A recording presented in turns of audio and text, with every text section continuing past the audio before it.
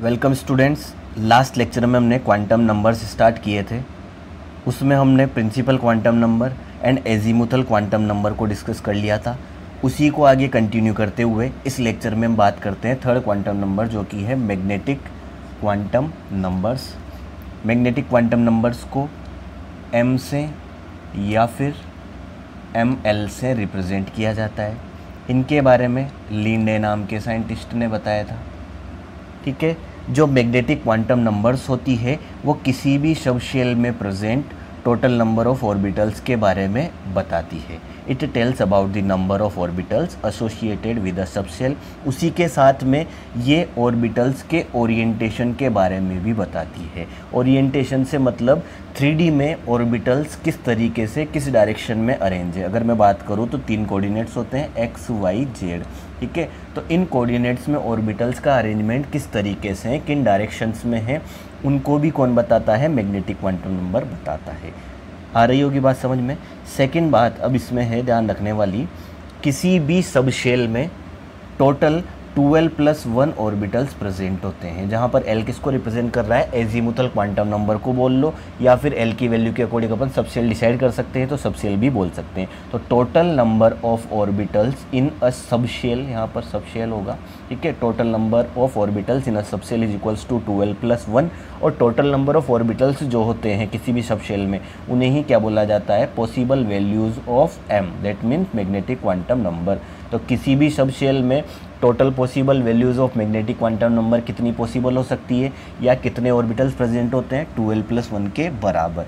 उसके बाद में एक बात क्या ध्यान रखनी है, values of magnetic quantum number are -L2 + L for a given value of L। ठीक है, गिवन वैल्यू ऑफ L का मतलब है किसी भी गिवन सब शेल में टोटल वैल्यूज ऑफ m तो कितनी होती है? 12+1। और उन टोटल वैल्यूज़ ऑफ m में, ठीक है, m की अलग अलग वैल्यूज़ क्या होती है, वो कैसे डिसाइड किया जाता है? -L से +L। इसको अपन ऐसे समझ सकते हैं, देखो इधर। ठीक है, टोटल ऑर्बिटल्स कितने होते हैं? टोटल ऑर्बिटल्स होते हैं किसी भी सब शेल में 12+1। आ रही है बात समझ में? ठीक है, तो टोटल ऑर्बिटल बोल लो, या टोटल m वैल्यूज़ कितनी होगी उनकी नंबर बोल लो। ठीक है, तो टोटल ऑर्बिटल बोल लो किसी भी शेल में, या टोटल m वैल्यूज़ बोल लो। That means total m values भी कितनी होगी? 12+1। अब मैं बात करूँ टोटल m वैल्यूज़ कितनी है, उसमें हर एक के लिए, हर एक ऑर्बिटल के लिए m की वैल्यू क्या होगी, तो वो कैसे डिसाइड किया जाता है? फिर -L से +L डिसाइड किया जाता है। जैसे मैं एग्जाम्पल लूँ, p सब शेल की अगर मैं बात करूँ तो p सब शेल के लिए L की वैल्यू कितनी होती है? 1।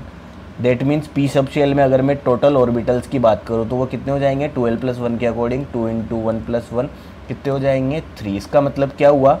p सब शेल में 3 ऑर्बिटल्स होते हैं। दैट मीन्स m की टोटल वैल्यू कितनी होती है p सब शेल के लिए? 3। अब हर वैल्यू जो 3 वैल्यू है, तो उसमें से हर वैल्यू जो 3 वैल्यूज़ होगी वो अलग अलग वैल्यू होगी, उनमें से हर वैल्यू एक ऑर्बिटल को रिप्रेजेंट करेगी। दैट मीन्स हर ऑर्बिटल के लिए m की एक एक अलग अलग वैल्यू होती है। ठीक है, वो वैल्यूज़ कहाँ से कहाँ तक होगी? -L से +L तक होगी। जैसे बात करूँ अगर मैं p के लिए, जो 3 वैल्यूज़ आई m की, या जो 3 ऑर्बिटल्स आए, अब उन 3 ऑर्बिटल्स के लिए m की जो अलग अलग वैल्यू होगी वो क्या होगी? -L से +L। डेट मीन्स -1 to +1 होगी। -1 to +1 का मतलब क्या क्या हो गया? -1 से +1, इसका मतलब -1 होगा, 0 होगा और +1 होगा। तो m की टोटल वैल्यूज़ कितनी होगी? 3। That means p sub shell में टोटल ऑर्बिटल कितने होंगे? 3। और उन तीनों ऑर्बिटल के लिए m की वैल्यूज़ क्या क्या होगी? एक के लिए -1 होगी, एक के लिए 0 होगी और एक के लिए +1 होगी। ये तीनों जो वैल्यूज़ है ये 3 ऑर्बिटल को रिप्रेजेंट कर रही है, या 3 ऑर्बिटल्स के ओरिएंटेशन को रिप्रेजेंट कर रही है। आ रही होगी बात समझ में। इसके बाद में देखो अब नेक्स्ट बात क्या है। नेक्स्ट बात वही है जो मैंने बोली है, each value of m, that means magnetic quantum number, represent N orbital और ओरिएंटेशन ऑफ ऑर्बिटल। m की ईच वैल्यू किसी ऑर्बिटल को या ऑर्बिटल के ओरिएंटेशन को रिप्रेजेंट करती है। ओरिएंटेशन का सिंपली मतलब मैंने समझा दिया, ऑर्बिटल का किसी पर्टिकुलर डायरेक्शन में अरेंजमेंट, वो ओरिएंटेशन है। ठीक है, ऑर्बिटल किस तरीके से 3D में ओरिएंटेड है। आ रही होगी बात समझ में। अब देखो अपन इस टेबल से इस चीज़ को समझ सकते हैं। जैसे मान लो L की वैल्यू 0, L की वैल्यू 0 का मतलब कौन से सब शेल की बात हो रही है? S सब शेल की बात हो रही है। तो अगर मैं S सब शेल में टोटल नंबर ऑफ ऑर्बिटल्स देखूँ ठीक है। तो टोटल नंबर ऑफ ऑर्बिटल्स के लिए क्या निकालनी पड़ेगी, सबसे पहले टोटल नंबर ऑफ ऑर्बिटल कितने होंगे वो वैल्यू निकालनी पड़ेगी, जो 2l + 1 से अपन निकालेंगे। तो l की वैल्यू अगर अपन 0 पुट करते हैं तो 2 × 0 + 1 कितना हो गया 1, ठीक है। तो s सब शेल के लिए m की वैल्यू कितनी आई, m की एक वैल्यू होगी और वो वैल्यू क्या है 0। कैसे पता किया, m की वैल्यूज़ कैसे पता की जाती है, -l से +l। अब -0 से +0 क्या होगा, 0 ही होगा, इसलिए m की वैल्यू कितनी होती है 0, और m की वैल्यू 0, एक ही वैल्यू है m की, इसलिए ऑर्बिटल भी कितना होगा 1। उस ऑर्बिटल को बोला जाता है s ऑर्बिटल। आ रही होगी बात समझ में। इसके बाद में देखो, अगर मैं बात करूं l की वैल्यू 1, l की वैल्यू 1 का मतलब अगर मैं p सब शेल की बात करूं तो p सब शेल में टोटल ऑर्बिटल्स कितने होंगे, ये कैसे निकालेंगे अपन, ये अपन निकाल सकते हैं 2l + 1 से। 2l + 1 में अपन l की वैल्यू कितनी है 1 अगर पुट करेंगे तो ये आ जाएगा 3। That means p sub shell में टोटल कितने ऑर्बिटल्स होंगे 3, या बोल लो p सब शेल के लिए टोटल m की वैल्यू कितनी होगी 3, और वो वैल्यूज़ कहाँ से कहाँ तक होगी, -l से +l तक होगी। दैट मीन्स -1 to +1, तो -1 होगा, 0 होगा और +1 होगा। तो 3 m की जो वैल्यूज़ है वो क्या क्या है, -1 है, 0 है और +1 है, ठीक है। तो वही वैल्यूज़ मैंने यहाँ लिखी हुई है, देखो वैल्यूज़ ऑफ m क्या है, -1 है, 0 है, +1 है, ठीक है। 3 वैल्यूज है, इसका मतलब p सब शेल में ऑर्बिटल भी कितने होंगे 3। वो 3 ऑर्बिटल क्या क्या होते हैं, एक होता है px, एक होता है py और एक होता है pz। px का मतलब ये x डायरेक्शन में होगा, इसका मतलब इसका ओरिएंटेशन x एक्सिस के अलोंग है, इसी को बोला जाता है ओरिएंटेशन, ठीक है। py मतलब ये y एक्सिस के अलोंग है, pz मतलब ये z एक्सिस के अलोंग है, ठीक है। और इसके अलावा इसमें एक और बात ध्यान रखने योग्य क्या है, वो है pz के लिए जनरली जो m की वैल्यू होती है वो 0 होती है, और px एंड py के लिए जो m की वैल्यूज़ होती है वो क्या होती है +-1 होती है। तो px के लिए +1 होगी तो py के लिए -1 होगी, px के लिए -1 होगी तो py के लिए क्या होगी +1 होगी। आ रही होगी बात समझ में।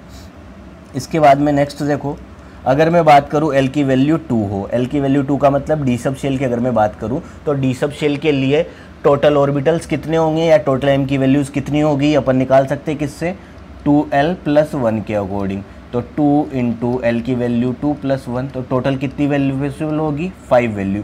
वो 5 वैल्यूज़ क्या क्या होगी, -l से +l, दैट मीन्स -2 से +2, तो -2 होगा, -1 होगा, 0 होगा, +1 होगा और +2 होगा। तो ये 5 वैल्यूज़ m की होगी। इसका मतलब d सब शेल में ऑर्बिटल भी कितने होंगे 5 ही होंगे, क्योंकि m की कितनी वैल्यूज़ आ रही है 5 वैल्यूज़ आ रही है। तो देखो d में कितने ऑर्बिटल लिखे हुए हैं, 5 ऑर्बिटल लिखे हुए हैं। वो ऑर्बिटल्स क्या क्या होते हैं, वो होते हैं dx² - y², dz², dxy, dyz and dzx। ये वो 5 ऑर्बिटल होते हैं जिनके अभी फ़िलहाल अपने को नाम याद रखने। अगर मैं बोलूँ 5 ऑर्बिटल या 5d ऑर्बिटल कौन कौन से हैं, तो कौन कौन से हैं, dx² - y², dz², dxy, dyz and dzx। आ रही होगी बात समझ में। सिमिलरली अगर मैं l = 3 की बात करूँ, दैट मीन्स l = 3 का मतलब क्या हो गया, f सब शेल हो गया। ये मैंने बताया हुआ है, l की हर वैल्यू किसको, एक सब शेल को रिप्रेजेंट करती है। इससे प्रीवियस लेक्चर में वो देख लेना एक बार, लिंक मैं डिस्क्रिप्शन में दे दूंगा, ठीक है। तो l की वैल्यू अगर 3 है, that means f sub shell की अगर मैं बात करूँ तो इसके लिए टोटल m की वैल्यूज या f सब शेल में टोटल नंबर ऑफ ऑर्बिटल्स की अगर मैं बात करूँ तो कितने होंगे, 2l + 1 के अकॉर्डिंग निकाल लो। l की वैल्यू कितनी है 3, तो 2 × 3 + 1 कितने हो गए 7।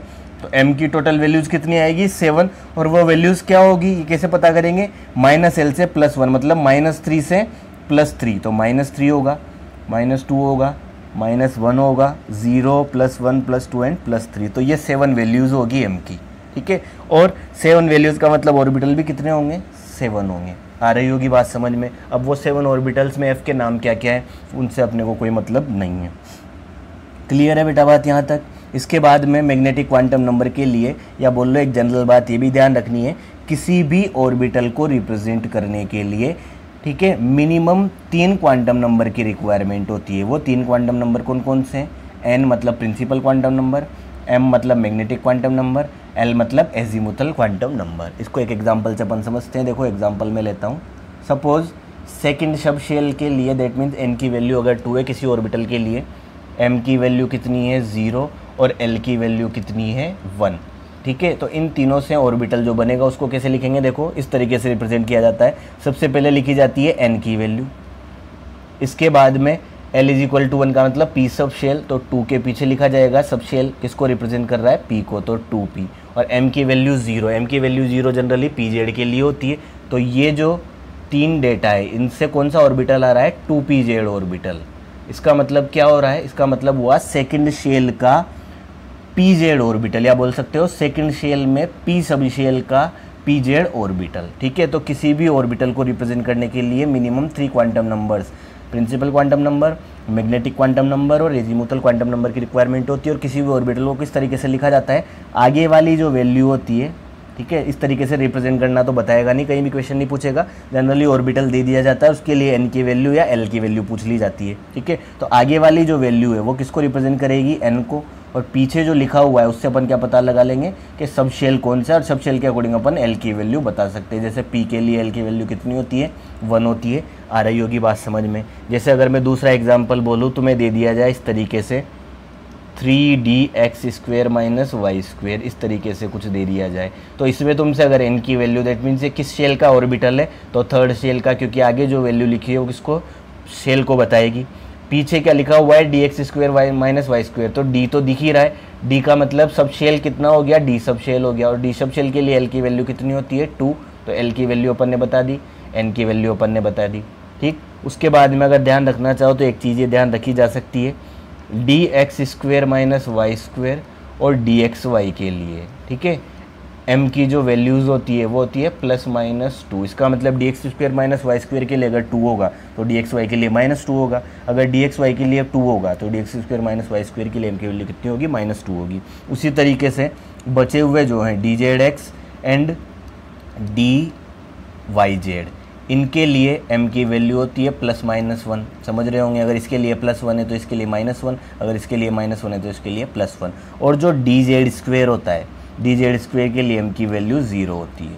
ठीक है, तो इस तरीके से ये भी याद रख सकते हो। आ रही होगी बात समझ में। तो ये अपन ने किस पर बात कर ली, ये अपन ने ओवरऑल मैग्नेटिक क्वांटम नंबर पर बात कर ली। क्लियर। इसके बाद में अब जो सेकेंड क्वांटम नंबर है, लास्ट क्वांटम नंबर बचा हुआ है स्पिन क्वांटम नंबर, उसको भी देख लेते हैं। ठीक है, तो देखो स्पिन क्वांटम नंबर को अपन देखते हैं। ठीक है, स्पिन क्वांटम नंबर इसको रिप्रेजेंट किया जाता है स्मॉल s से या फिर ms से। ठीक है, इसके बारे में गोल्डस्मिट या गाउटस्मिट भी लिखा हुआ रहता है कई बुक्स में। उसके अलावा उल्हनबेक, एक और साइंटिस्ट का नाम लिखा हुआ है, इन्होंने बताया इसको s या ms से डिनोट किया जाता है। दोनों लाइन कवर हो गई। इसके बाद में देखो जो स्पिन क्वांटम नंबर है वो किसके बारे में बताती है, इलेक्ट्रॉन की स्पिन के बारे में बताती है। ठीक है, देखो देख सकते हैं यहाँ पे, it represents the direction of electron spin around its on axis. Actually में किसी भी एटम में जो इलेक्ट्रॉन प्रेजेंट होते हैं वो 2 टाइप की मोशन करता है, या 2 टाइप की स्पिन बोल सकते हो, 2 टाइप की मोशन करता है। ठीक है, जैसे ये कोई एटम मैंने बता दिया, ये किसको रिप्रेजेंट कर रहा है, न्यूक्लियस को। ठीक है, इसके अलावा ये जो है, ये येलो वाला जो सर्किल है किसको रिप्रेजेंट कर रहा है, शेल को। और इसमें ये जो छोटा वाला सर्किल है ये किसको रिप्रेजेंट कर रहा है, इलेक्ट्रॉन को। ठीक है, अब इलेक्ट्रॉन की 2 टाइप की स्पिन होती है। एक तो इलेक्ट्रॉन क्या कर रहा है, सर्कुलर पाथ पे रिवॉल्व कर रहा है, इसको तो बोला जाता है, ये जो सर्कुलर मोशन इलेक्ट्रॉन करता है इसको तो बोला जाता है एंगुलर मोशन ऑफ इलेक्ट्रॉन। क्या बोला जाता है इसको, तो एंगुलर मोशन। ठीक है, उसके अलावा एक इलेक्ट्रॉन जो होता है वो खुद की एक्सिस पे भी रिवॉल्व करता है। जैसे इसको मैं इस डायग्राम से बता सकता हूँ, नीचे वाले से देखो, ये इलेक्ट्रॉन है, ये जो सर्किल है किसको बता रहा है, इलेक्ट्रॉन का। ये इसकी एक्सिस है, ये येलो वाला जो एरो है। ठीक है, और ये देखो इस तरीके से इस एक्सिस पे भी इलेक्ट्रॉन क्या करता है, रिवॉल्व करता है। जैसे अर्थ जो करती है, अर्थ क्या है, उसकी जो भी शेल होती है, उसकी जो भी ऑर्बिट होती है उस पर तो रिवॉल्व करती है, इसके अलावा वो अपनी एक्सिस पे भी रिवॉल्व करती है। ठीक है, तो इलेक्ट्रॉन की 2 टाइप की मोशन होती है। उसमें से जो स्पिन मोशन होती है उसके बारे में कौन बताता है, स्पिन क्वांटम नंबर बताता है। तो स्पिन क्वांटम नंबर रिप्रेजेंट करता है इलेक्ट्रॉन की स्पिन की डायरेक्शन को। ठीक है, अब इलेक्ट्रॉन 2 तरीके से स्पिन कर सकता है, हम जानते हैं। स्पिन जो होगी वो 2 तरीके से होगी, या तो होगी क्लॉकवाइज या होगी एंटी क्लॉकवाइज। ठीक है, तो 2 स्पिन होती है, इसलिए स्पिन क्वांटम नंबर की भी मैक्सिमम 2 ही वैल्यूज होती है, क्लॉकवाइज के लिए और एंटी क्लॉकवाइज के लिए। ठीक है, तो स्पिन क्वांटम नंबर की जो वैल्यू होती है वो होती है s = 1/2, हाफ ही होगी स्पिन क्वांटम नंबर की वैल्यू। बस उसके साइन होते हैं स्पिन के अकॉर्डिंग। अगर सपोज इलेक्ट्रॉन क्लॉकवाइज स्पिन कर रहा है तो क्लॉकवाइज स्पिन के लिए अगर मैं स्पिन क्वांटम नंबर को +½ से रिप्रेजेंट करूं तो एंटी क्लॉकवाइज के लिए क्या होगा, एस का जो साइन होगा वो अपोजिट हो जाएगा। वैल्यू तो 1/2 ही रहेगी, बट साइन क्या हो जाएगा, अपोजिट हो जाएगा। ये अपोजिट साइड किसको, अपोजिट स्पिन को रिप्रेजेंट कर रहे हैं। जैसे क्लॉकवाइज क्या हो गया, positive half, and anti clockwise क्या हो गया, नेगेटिव हाफ। उसके अलावा अगर मैं क्लॉकवाइज स्पिन को अपर एरो से रिप्रेजेंट करता हूँ तो एंटी क्लॉकवाइज स्पिन को किससे, डाउन एरो से रिप्रेजेंट करूंगा। ठीक है, क्योंकि दोनों क्या है, एक दूसरे के अपोजिट है। तो अपर स्पिन को रिप्रेजेंट करने के लिए अगर मैं अपर एरो बनाता हूँ तो एंटी क्लॉकवाइज स्पिन को रिप्रेजेंट के लिए क्या बनाऊंगा, इस तरीके से डाउन एरो, क्योंकि ये एक दूसरे की क्या है, अपोजिट स्पिन है, क्लॉकवाइज है और दूसरी क्या है, एंटी क्लॉकवाइज है। आ रही होगी बात समझ में। इसके बाद में देखो इलेक्ट्रॉन क्या है, चार्ज पार्टिकल। जब भी चार्ज पार्टिकल मोशन करता है तो क्या होता है, electric and magnetic field produce होते हैं। ठीक, अब इलेक्ट्रॉन की स्पिन मोशन से जो मैग्नेटिक फील्ड प्रोड्यूस हुआ है उसे क्या बोला जाता है, स्पिन एंगुलर मोमेंटम या स्पिन एंगुलर मैग्नेटिक मोमेंटम। ठीक है, इलेक्ट्रॉन की जो स्पिन है उसकी वजह से जो एंगुलर मोमेंटम प्रोड्यूस होगा उसको तो बोलेंगे स्पिन एंगुलर मोमेंटम, और जब मैग्नेटिक मोमेंट प्रोड्यूस होगा उसको बोलेंगे स्पिन एंगुलर मैग्नेटिक मोमेंट। ठीक है, तो स्पिन एंगुलर मोमेंटम की अगर मैं बात करूं तो उसको म्यूएस से रिप्रेजेंट किया जाता है। उसका फॉर्मूला क्या होता है, h/2π√s(s+1). आ रही है बात समझ में। इलेक्ट्रॉन की स्पिन मोशन है तो स्पिन मोशन में भी क्या होगा, एंगुलर मोमेंटम प्रोड्यूस होगा। तो जो एंगुलर मोमेंटम का फॉर्मूला है वो इस फॉर्मूले से दिया जाता है, म्यूएस से इसको रिप्रेजेंट किया जाता है। ठीक, इसके बाद में देखो नेक्स्ट अपने को क्या ध्यान रखना है, नेक्स्ट अपने को ध्यान रखना है किसी भी मैग्नेटिक क्वांटम नंबर की वैल्यू के लिए क्या लिखा हुआ है, for each value of magnetic quantum number. Each value of magnetic quantum number बोल लो, यहाँ हमें पता है each value of magnetic quantum number किसको रिप्रेजेंट करती है, ऑर्बिटल को रिप्रेजेंट करती है। तो इसी चीज़ को मैं क्या बोल सकता हूँ, फॉर ईच ऑर्बिटल, किसी भी ऑर्बिटल के लिए जो स्पिन क्वांटम नंबर होती है उसकी मैक्सिमम या बोल सकते हो उसकी ओनली 2 वैल्यूज़ पॉसिबल होती है। वो वैल्यूज़ कौन सी है, वही प्लस माइनस हाफ, एक तो प्लस हाफ है एक माइनस हाफ। ठीक है, प्लस हाफ एक इलेक्ट्रॉन को रिप्रेजेंट कर रही है, माइनस हाफ दूसरे इलेक्ट्रॉन की स्पिन को रिप्रेजेंट कर रही है। इसका मतलब क्या हुआ, each orbital can accommodate 2 electron with opposite spin. ठीक है, किसी भी ऑर्बिटल के लिए एस की मैक्सिमम 2 वैल्यूज पॉसिबल हो सकती है। वो वैल्यूज है plus half and minus half. Plus half मतलब एंटी क्लॉकवाइज स्पिन है, माइनस हाफ मतलब क्लॉकवाइज स्पिन है। इसका मतलब क्या हुआ, इसका मतलब है कि किसी भी ऑर्बिटल में मैक्सिमम कितने 2 इलेक्ट्रॉन आ सकते हैं या 2 इलेक्ट्रॉन फिल हो सकते हैं। आ रही होगी बात समझ में। अब उन 2 ऑर्बिटल्स का या उन दो इलेक्ट्रॉन्स का ऑर्बिटल में अरेंजमेंट किस तरीके का होता है। देखो अगर ये जो बॉक्स बनाया हुआ है यहाँ पर मैंने, ये बॉक्स किसको रिप्रेजेंट कर रहा है, ऑर्बिटल को। तो इलेक्ट्रॉन्स या तो अपोजिट स्पिन में हो सकते हैं, इन स्पिन को ऐसे बताया हुआ है, एक तो ऊपर एरो है और एक नीचे एरो है, दैट मीन्स स्पिन क्या है, अपोजिट। इसमें एक सिंगल इलेक्ट्रॉन और इसमें दोनों इलेक्ट्रॉन है जिनकी दोनों की स्पिन ऊपर की डायरेक्शन में मतलब सेम डायरेक्शन में। ठीक है, तो इलेक्ट्रॉन जो ऑर्बिटल में प्रेजेंट होंगे वो मैक्सिमम 2 इलेक्ट्रॉन होंगे और दोनों की स्पिन अपोजिट होती है। मतलब किसी भी ऑर्बिटल में जो इलेक्ट्रॉन भरे जाते हैं वो इस तरीके से भरे जाते हैं, जिनको बोला जाता है स्पिन पेयर्ड इलेक्ट्रॉन। कभी भी किसी भी ऑर्बिटल में जो 2 इलेक्ट्रॉन है वो इस तरीके से नहीं भरे जाएंगे, दैट मीन्स उन दोनों की डायरेक्शन सेम कभी नहीं होगी। ठीक है, इस टाइप के इलेक्ट्रॉन्स को बोला जाता है स्पिन पैरेलल। मतलब किसी भी ऑर्बिटल में इलेक्ट्रॉन स्पिन पेयर्ड फॉर्म में भरे जाते हैं, ना कि स्पिन पैरेलल फॉर्म में। आ रही होगी बात समझ में। उसके अलावा अगर किसी ऑर्बिटल में केवल एक ही इलेक्ट्रॉन है तो ऐसे इलेक्ट्रॉन को क्या बोला जाता है, अनपेयर्ड इलेक्ट्रॉन, क्योंकि उसका पेयर बना हुआ नहीं है। आ रही होगी बात समझ में। और जो अपोजिट स्पिन वाले इलेक्ट्रॉन्स होते हैं तो क्या होगा, मैं बता रहा हूँ, इलेक्ट्रॉन चार्ज पार्टिकल है तो उसका क्या होगा, मैग्नेटिक मोमेंट होगा। अब दोनों इलेक्ट्रॉन जो अपोजिट स्पिन में प्रेजेंट होंगे तो ये क्या करते हैं, जैसे एक इलेक्ट्रॉन की स्पिन क्या है इस तरीके से क्लॉकवाइज, इस डायग्राम में देख सकते हो, और दूसरे की स्पिन क्या होगी, एंटी क्लॉकवाइज होगी। ठीक है, ये देख सकते हो, दोनों एक ऑर्बिटल में प्रेजेंट है, दोनों इलेक्ट्रॉन, एक क्लॉकवाइज मतलब एक की स्पिन क्लॉकवाइज है, एक की स्पिन एंटी क्लॉकवाइज है। तो ये क्या करते हैं, दोनों एक दूसरे के मैग्नेटिक मोमेंट को क्या कर देते हैं, कैंसिल आउट कर देते हैं, और इस वजह से इलेक्ट्रॉन्स क्या होते हैं, ऑर्बिटल में स्टेबल रहते हैं। ठीक है, इसलिए बोला जाता है कि इलेक्ट्रॉन्स को ऑर्बिटल में अपोजिट स्पिन में भरा जाता है, ना कि सेम स्पिन में। ठीक है, इसके बाद में बात करो, ये तो बात की अपन ने इलेक्ट्रॉन्स की स्पिन की और उसकी वैल्यूज़ की। अगर मैं बोलूँ किसी भी एटम की टोटल स्पिन की बात की जाए या टोटल स्पिन पूछ ली जाए तो total spin off an atom, किसी भी एटम की टोटल स्पिन किस तरीके से कैलकुलेट की जाती है, n × 1/2 से। यहाँ पर n किसको रिप्रेजेंट कर रहा है, n रिप्रेजेंट कर रहा है टोटल अनपेयर्ड इलेक्ट्रॉन्स को, total unpaired electrons in atom को रिप्रेजेंट कर रहा है। अनपेयर्ड इलेक्ट्रॉन का मतलब ऑर्बिटल्स में इस तरीके से सिंगली जो इलेक्ट्रॉन प्रेजेंट है उनको बोला जाता है अनपेयर्ड इलेक्ट्रॉन।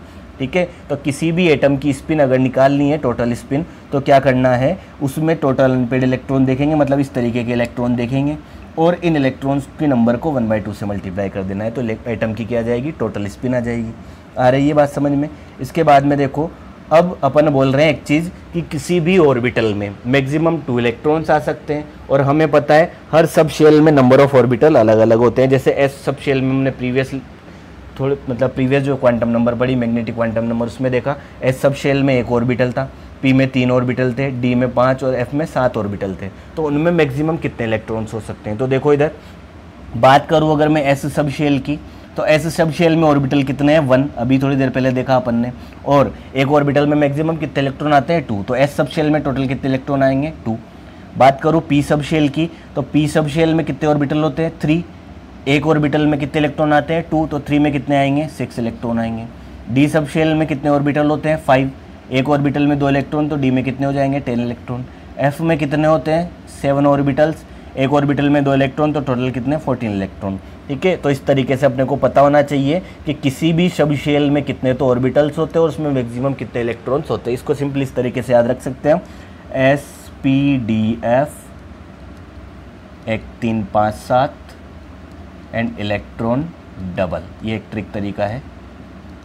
ठीक है। इसका मतलब क्या हुआ, SPDF 1 3 5 7 का मतलब है S में 1 ऑर्बिटल, P में 3 ऑर्बिटल, D में 5 ऑर्बिटल, F में 7 ऑर्बिटल, और इलेक्ट्रॉन क्या हो जाएंगे, इनके नंबर के डबल हो जाएंगे। जैसे 1 है तो 2 इलेक्ट्रॉन, 3 है तो 6 इलेक्ट्रॉन, 5 है तो 10 इलेक्ट्रॉन, 7 है तो 14 इलेक्ट्रॉन। क्लियर।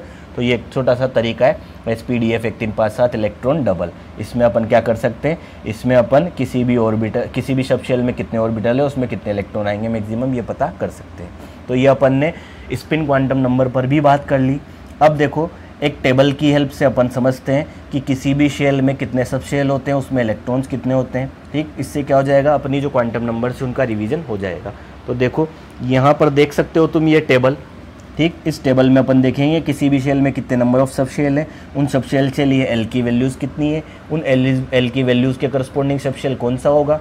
ठीक है। उसके बाद में नंबर ऑफ ऑर्बिटल कितने होंगे किसी सब शेल में या किसी शेल में, टोटल इलेक्ट्रॉन्स कितने होंगे किसी सब शेल में, टोटल इलेक्ट्रॉन कितने होंगे किसी भी शेल में। तो 1 बाय 1 देखो। सबसे पहले मैं बात करता हूँ किसकी, के शेल की। के शेल दैट मीन्स एन की वैल्यू कितनी होगी, 1। फर्स्ट शेल होता है, फर्स्ट शेल के लिए एन की वैल्यू कितनी है, एन की वैल्यू हो जाएगी 1। आ रही होगी बात समझ में। अब देखो नंबर ऑफ सब शेल्स की अगर बात की जाए तो किसी भी शेल के लिए एन की जो वैल्यू होती है उसके बराबर ही क्या होते हैं सब शेल। एन की वैल्यू 1 है तो इसमें सब शेल भी कितने होंगे, 1। तो पहले शेल में ओनली 1 सब शेल होगा। अब इस सब शेल के लिए जो एल की वैल्यू होगी वो कहाँ से कहाँ तक होगी, 0 से n-1। तो 0 to n की वैल्यू 1 है तो 0 to 1-1 मतलब 0 to 0 कितना हो गया, 0। तो एल की जो वैल्यू आएगी वो कितनी आएगी, 0। तो पहले शेल में एक सब शेल है उसके लिए एल की वैल्यू 0 है, और एल की वैल्यू 0 का मतलब कौन सा सब शेल हुआ, एस सब शेल। ठीक। अब एस सब शेल हुआ, एल की वैल्यू 0 है, तो एल की वैल्यू 0 या बोल लो एस सब शेल में टोटल ऑर्बिटल कितने होते हैं, इसकी नंबर निकाली जाती है 2l + 1 से, जो कि कितनी आएगी, 1। ठीक है। और इस 1 के लिए अगर बात करो m की वैल्यू की तो वो भी अपन पता कर सकते हैं, -l से +l। तो 0 से 0 कितना होगा, 0 ही होगा। ठीक। अब 1 है अगर ऑर्बिटल तो इसमें इलेक्ट्रॉन कितने होंगे, 2। तो इस एस सब शेल में मैक्सिमम 2 इलेक्ट्रॉन्स आते हैं हम जानते हैं, और यही इलेक्ट्रॉन किस में हो जाएंगे, टोटल शेल में जो इलेक्ट्रॉन होंगे वो भी 2। ठीक। टोटल शेल में या बोल लो टोटल इलेक्ट्रॉन्स इन शेल, उसको अपन किस फॉर्मूला से बताते हैं, 2n² से। तो इसको भी मैच करते हुए चलेंगे, 2 × 1 का स्क्वायर 2 ही होगा। इसके बाद में देखो अब बात करते हैं अपन किसकी, अब अपन बात करते हैं एल शेल की। ठीक है। 1-2 में बता दूंगा, उसके बाद में तुम टेबल पढ़ना सीख जाओगे। जैसे एल शेल के लिए एन की वैल्यू 2 है, जितनी एल की वैल्यू होती है उतने ही सब शेल होते हैं, n = 2 है, दैट मीन्स सब शेल कितने होंगे, 2। इसके बाद में देखो नेक्स्ट अपनी क्या चीज़ थी, सब शेल के बाद में एल की वैल्यूज़। तो देखो सेकंड शेल के लिए एन कितना है, 2। तो सब शेल की जो वैल्यूज़ आएगी वो कहाँ से आएगी, 0 से 2 - 1। तो 0 से 2 - 1 मतलब 0 to 1। इसका मतलब सेकंड शेल में जो 2 सब शेल है उनके लिए एल की वैल्यू होगी, एक के लिए 0, एक के लिए 1। 0 किसको रिप्रेजेंट कर रहा है, एस सब शेल को वापस से। पी किसको रिप्रेजेंट कर रहा है, 1 किसको रिप्रेजेंट कर रहा है, पी सब शेल को। ठीक है। इसका मतलब सेकंड शेल में 2 सब शेल होते हैं, उनके लिए एल की वैल्यूज़ 0 और 1 होती है, और वो सब शेल कौन कौन से होते हैं, एस और पी होते हैं। आ रही है बात समझ में। अब एस सब शेल में टोटल ऑर्बिटल कितने होते हैं हमें पता है, 1 होता है, 12 + 1 के अकॉर्डिंग निकाल सकते हो, अभी थोड़ी देर पहले देखा है। पी सब शेल के लिए एल की वैल्यू 1 है, तो पी सब शेल में ऑर्बिटल कितने आएंगे, 3 आएंगे, अभी थोड़ी देर पहले निकालें। ठीक, अब देखो एक ऑर्बिटल है तो इलेक्ट्रॉन कितने आएंगे, 2, 3 ऑर्बिटल है तो इलेक्ट्रॉन कितने आएंगे, 6। ठीक, तो एस सब शेल में 2 इलेक्ट्रॉन, पी सब शेल में 6 इलेक्ट्रॉन। अब अगर मैं बात करूँ total electron in second shell, तो टोटल कितने इलेक्ट्रॉन हो जाएंगे, 2 और 6, क्योंकि ये दोनों सब शेल किसके हैं, सेकंड शेल के ही तो है। तो टोटल इलेक्ट्रॉन कितने हो जाएंगे, इन दोनों को ऐड कर दूंगा, 2 और 6 कितने हो गए, 8 इलेक्ट्रॉन हो गए। कितने इलेक्ट्रॉन हो गए, 8 इलेक्ट्रॉन। और हमने जो फॉर्मूला बनाया हुआ है किसी भी शेल में मैक्सिमम कितने इलेक्ट्रॉन आते हैं, 2n² के अकॉर्डिंग। तो यहाँ पर अगर वैल्यू कितनी रखोगे 2, तो 2 का स्क्वायर 4, 4 2 8, तो हमारी चीज़ सही हुई। उसके अलावा एक चीज़ ये भी देख सकते हो, एक और चीज़ मैंने बताई थी जब मैंने प्रिंसिपल क्वांटम नंबर बनाई थी, किसी भी शेल में टोटल ऑर्बिटल n² के बराबर हो सकते हैं। तो n² दैट मीन्स 2 का स्क्वायर, तो जब 2 का स्क्वायर करोगे तो कितना आ रहा है, 4। तो यहाँ पर देख लो कितने ऑर्बिटल हैं, एक तो s ऑर्बिटल, 3 p ऑर्बिटल, तो टोटल यहाँ पर कितना हो गया, इन दोनों का टोटल करोगे तो सेकेंड शेल में कितने ऑर्बिटल होंगे, 4 ऑर्बिटल। वो कौन कौन से, एक तो s और 3 p ऑर्बिटल। आ रही होगी बात समझ में। ठीक है, इसके बाद में देखो अब एक और देख लेते हैं, के शेल हो गया, एल शेल हो गया, इसके बाद में देखते हैं एम शेल। एम शेल की अगर मैं बात करूं, ठीक है, अब अपन सीख गए तो तुम कर सकते हो, कोई दिक्कत नहीं है। जैसे बात करूं एम शेल की, तो एम शेल के लिए एन की वैल्यू 3 है, इसका मतलब इसमें सब शेल भी कितने होंगे, 3 सब शेल होंगे। थर्ड शेल में कितने सब शेल होंगे, 3 सब शेल होंगे, क्योंकि मैंने बताया हुआ है किसी शेल के लिए जितनी एन की वैल्यू होती है उसमें उतने ही सब शेल होते हैं, ध्यान रखना। जैसे एन की वैल्यू 3 है, इसका मतलब थर्ड शेल में 3 सब शेल होंगे। उन 3 सब शेल के लिए क्या निकालनी है, अब तुम्हें एल की वैल्यूज़ निकालनी है। तो एल की वैल्यू कैसे निकाली जाती है, 0 to n-1 से, 0 to n की जगह 3, तो 0 to 3 - 1 मतलब 0 to 2। तो क्या क्या होगा, 0 होगा एल की वैल्यू, 1 होगा एल की वैल्यू, 2 होगा एल की वैल्यू। अब एल की ईच वैल्यू किसको रिप्रेजेंट करेगी, सब शेल को रिप्रेजेंट करेगी भाई। ठीक है, तो सब शेल, 0 का मतलब एस सब शेल, 1 का मतलब पी सब शेल और 2 का मतलब डी सब शेल। तो इसका मतलब क्या हुआ, थर्ड शेल में 3 सब शेल होते हैं, उन 3 सब शेल के लिए वैल्यूज़ कितनी होती है एल की, 0 1 2, और वो सब शेल कौन कौन से होते हैं, एस पी डी। ठीक है, इसके बाद में अब आगे देखो, एस का मतलब कितने ऑर्बिटल, 1 ऑर्बिटल, मैंने बताया डायरेक्ट याद रखो, S P D F 1 3 5 7 electron double. तो एस का मतलब कितने, 1, पी का मतलब कितने ऑर्बिटल, 3, डी का मतलब कितने ऑर्बिटल, 5। वैसे अपने पास फॉर्मूला भी है, 12 + 1 के according upon total number of orbital या टोटल एम वैल्यूज़ निकाल सकते हैं, बट डायरेक्ट मैंने लिख दिया है इसका मतलब 1 ऑर्बिटल, पी में कितने 3 ऑर्बिटल, डी में कितने 5 ऑर्बिटल। अब बात करूँ इलेक्ट्रॉन्स की तो डबल हो जाएंगे, 2 इलेक्ट्रॉन एस में, 6 इलेक्ट्रॉन पी में, 10 इलेक्ट्रॉन किस में, डी में। क्लियर। टोटल इलेक्ट्रॉन्स की बात करूँ अगर मैं शेल में, तो टोटल कितने इलेक्ट्रॉन हो जाएंगे, 10 6 2 18। टोटल इलेक्ट्रॉन कितने हो गए, 18। तो थर्ड शेल में टोटल इलेक्ट्रॉन्स कितने आएंगे, 18 आएंगे, जो कि अपन किससे निकालते थे, 2n² फॉर्मूला से निकालते थे। देखो करो 2n², 2n² जब करोगे तो 2 × 3 का स्क्वायर 9 = क्या हो गया, 18। तो मैं भी तो यही बोल रहा हूँ 18 इलेक्ट्रॉन, ये भी तो क्या बोल रहे हैं कि 18 इलेक्ट्रॉन है।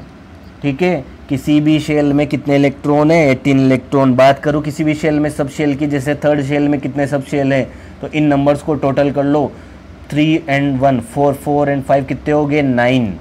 ठीक है, और पहले भी तो ये बोला था किसी भी शेल में n² के बराबर ऑर्बिटल होते हैं, तो n² कितना हो गया, n² कितने 9 के बराबर हो गया। ऐसे भी 9 आए और n² से भी कितने आ रहे हैं, n² से भी 9 ही आ रहे हैं। ठीक है, तो हमने जो प्रिंसिपल क्वांटम नंबर के लिए फॉर्मूला पढ़े, जो एजीमुथल के लिए फॉर्मूला पढ़े, मैग्नेटिक के लिए जो फॉर्मूला पढ़े, वो सब एक दूसरे से क्रॉस चेक भी हो गए। इसके अलावा एक और चीज़ ध्यान रखना, इस टेबल से एक बात क्या पता चल रही है, देखो फर्स्ट शेल में ओनली एक ही सब शेल होता है, एस।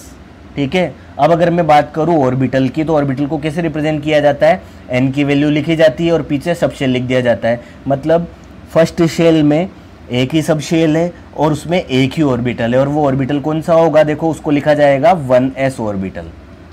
क्या लिखा जाएगा उसको, 1s ऑर्बिटल लिखा जाएगा। आ रही है बात समझ में। पहले शेल में एक सब शेल है, वो है एस सब शेल। अब ऑर्बिटल को रिप्रेजेंट करना मैंने बताया था, आगे तो एन की वैल्यू लिखते हैं, पीछे सब शेल लिख देते हैं। ठीक है, तो 1s का मतलब एक ही ऑर्बिटल है, वो कौन सा है, 1s। ठीक है, कभी भी तुम्हें 1p या 1d लिखा जाए तो वो नहीं होगा, क्योंकि फर्स्ट शेल में हमें पता है एक ही सब शेल होता है, तो 1p 1d तो बन ही नहीं रहे। आ रही है बात समझ में? मैं क्या समझाना चाह रहा हूँ कि फर्स्ट शेल में केवल एक ही सब शेल है, वो है s, मतलब 1s पॉसिबल होता है, कभी भी 1p या 1d पॉसिबल नहीं होगा। और इसको एक और तरीके से अपन चेक कर सकते हैं। कैसे चेक कर सकते हैं? बहुत ही इंटरेस्टिंग बात है, देखो ध्यान से। n की वैल्यू कितनी होगी अगर मैं 1p की बात करूँ? जैसे देखो, अगर सपोज मैंने तो बोल ही दिया कि 1p हो गया, तो 1p के लिए देखो, 1p के लिए n की वैल्यू कितनी है? 1 है। और p के लिए l की वैल्यू कितनी है? 1 है। और मैंने तुम्हें बताया था इससे प्रीवियस लेक्चर में, क्या बताया था? l की वैल्यू कभी भी n से बड़ी या बराबर नहीं हो सकती। l की वैल्यू ऑलवेज n से क्या होगी? छोटी होगी। यहाँ तो बराबर कर दी तुमने, ठीक है। इसलिए ये ऑर्बिटल पॉसिबल नहीं होगा। 1s पॉसिबल हो जाता है, क्यों? क्योंकि हमने जो एक्सप्लेनेशन दी है उसके अकॉर्डिंग भी ये सही आ रहा है कि एक ही ऑर्बिटल है, वो 1s है। उसके अलावा दूसरा तरीका क्या है? n और l की वैल्यू चेक कर लो। n की वैल्यू 1 है, l की वैल्यू s के लिए कितनी होती है? 0। तो l की जो वैल्यू है छोटी आ रही है n से, मतलब ये ऑर्बिटल पॉसिबल है। तो क्वेश्चन पूछ लिया जाता है कौन सा ऑर्बिटल पॉसिबल है, कौन सा नहीं है। तो क्या करोगे? n की वैल्यू देखोगे, l की वैल्यू देखोगे उस ऑर्बिटल के लिए, फिर ये देखोगे l की वैल्यू जो है n से छोटी है या नहीं है। अगर छोटी है तो पॉसिबल है, और अगर n की वैल्यू जो है वो l से छोटी या बराबर हो गई तो ऑर्बिटल पॉसिबल नहीं है। तो ये चीज़ भी ध्यान रखना, ठीक। इसका मतलब फर्स्ट शेल में केवल एक ऑर्बिटल है, वो है 1s। बात करूँ अगर सेकंड शेल की, तो सेकंड शेल में दो ऑर्बिटल, सेकंड शेल में दो सब शेल हैं, एक तो s है और एक p है, ठीक है। इसका मतलब सेकंड शेल का मतलब 2 एंड सब शेल s, तो 2s ऑर्बिटल पॉसिबल होता है, 2p ऑर्बिटल भी पॉसिबल होते हैं। कभी भी 2d पॉसिबल नहीं होगा। क्यों नहीं होगा? वापस से देख लो, 2d पॉसिबल क्यों नहीं होगा रे? 2d, n की वैल्यू कितनी है? 2, l की वैल्यू कितनी होगी d के लिए? 2, वापस से बराबर हो गया, पॉसिबल नहीं है। पॉसिबल कब होता है? जब n की वैल्यू l की वैल्यू से ऑलवेज बड़ी हो, ऑलवेज ग्रेटर हो। आ रही होगी बात समझ में? तो ये अपन ने principal quantum number, magnetic quantum number, azimuthal quantum number, spin quantum number, सारे क्वांटम नंबर्स का डिस्कशन कर लिया है। आ रही होगी बात समझ में?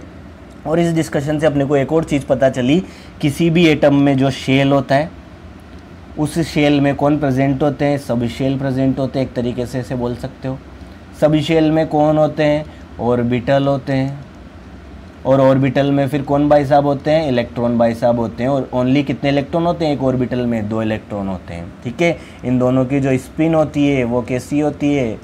अपोजिट होती है। आ रही है बात समझ में? तो ये सारी चीज़ क्लियर होगी। किसी भी शेल में सब शेल होता है, सब शेल में ऑर्बिटल्स होते हैं एंड ऑर्बिटल्स में इलेक्ट्रॉन होते हैं। शेल के बारे में n बताता है principal quantum number, sub shell के बारे में l बताता है, ऑर्बिटल के बारे में m या ms बताता है मैग्नेटिक क्वांटम नंबर, और जो इलेक्ट्रॉन है उनकी स्पिन के बारे में स्पिन क्वांटम नंबर ms या s बताता है। आ रही होगी बात समझ में? पूरा लेक्चर अपना कंप्लीट हो गया। Okay students, have a good day.